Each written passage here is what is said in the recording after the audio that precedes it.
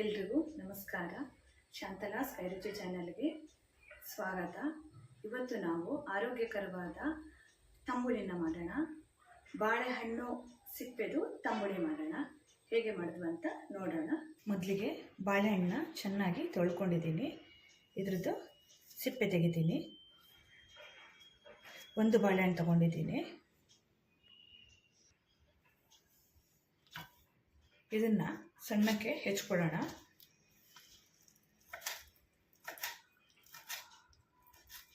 ಥರ ಹೆಚ್ಚಿಕೊಂಡಿದ್ದೀನಿ. ಒಂದು ಬಾಣಲೆಗೆ 1 ಸ್ಪೂನ್ ತುಪ್ಪ ಹಾಕ್ಕೊಂಡಿದ್ದೀನಿ.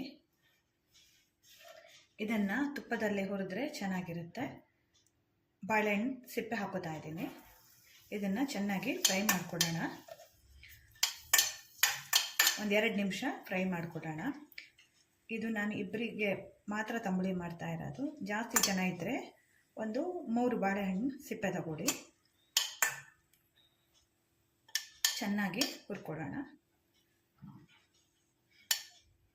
ಈ ಬಾಳೆಹಣ್ಣು ಸಿಪ್ಪೆಯಲ್ಲಿ ವಿಟಮಿನ್ ಎ ಇದೆ. ಕಣ್ಣಿನ ಆರೋಗ್ಯಕ್ಕೆ ತುಂಬಾ ಒಳ್ಳೆಯದು ಈ ಬಾಳೆಹಣ್ಣು ಸಿಪ್ಪೆ.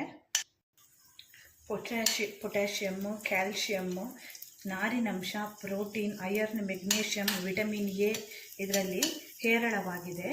ಹಾಗಾಗಿ ಈ ಬಾಳೆಹಣ್ಣು ಸಿಪ್ಪೆ ಆರೋಗ್ಯಕ್ಕೆ ತುಂಬಾ ಒಳ್ಳೆಯದು.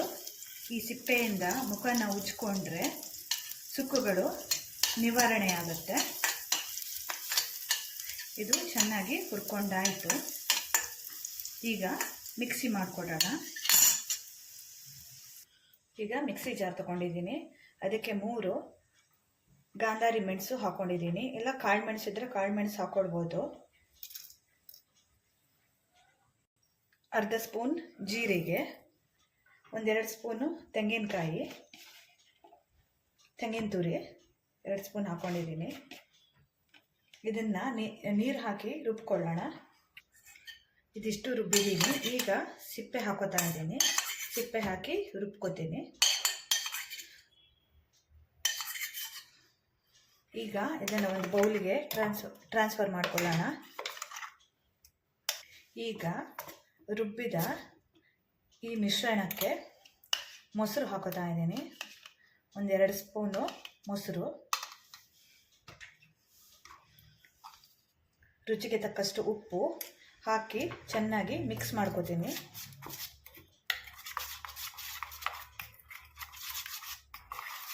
ಎಲ್ಲ ಚೆನ್ನಾಗಿ ಮಿಕ್ಸ್ ಮಾಡ್ಕೊಂಡಾಯಿತು. ಉಪ್ಪು ಸರಿ ಇದೆಯಾ ನೋಡ್ಕೊಂಬಿಡೋಣ. ಕರೆಕ್ಟಾಗಿದೆ. ಈಗ ಇದಕ್ಕೊಂದು ಒಗ್ಗರಣೆ ಮಾಡ್ಕೊಳ್ಳೋಣ.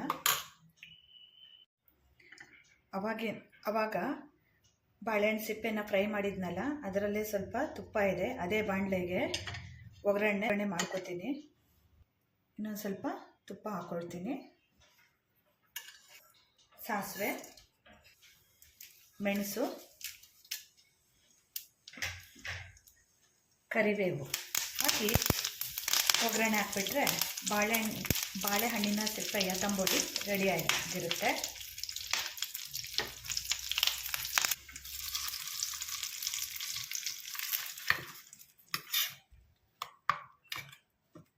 ನೋಡಿ, ಬಾಳೆಹಣ್ಣಿನ ಸಿಪ್ಪೆಯ ತಂಬುಳಿ ರೆಡಿ. ಇದನ್ನು ಬಿಸಿ ಅನ್ನ ಜೊತೆ ಹಾಕಿ ಕಲಿಸ್ಕೊಂಡು ತಿಂದುಬಿಟ್ರೆ ಸಖತ್ತಾಗಿರುತ್ತೆ. ನೀವು ಒಂದ್ಸಲ ಈ ರೆಸಿಪಿನ ಟ್ರೈ ಮಾಡಿ.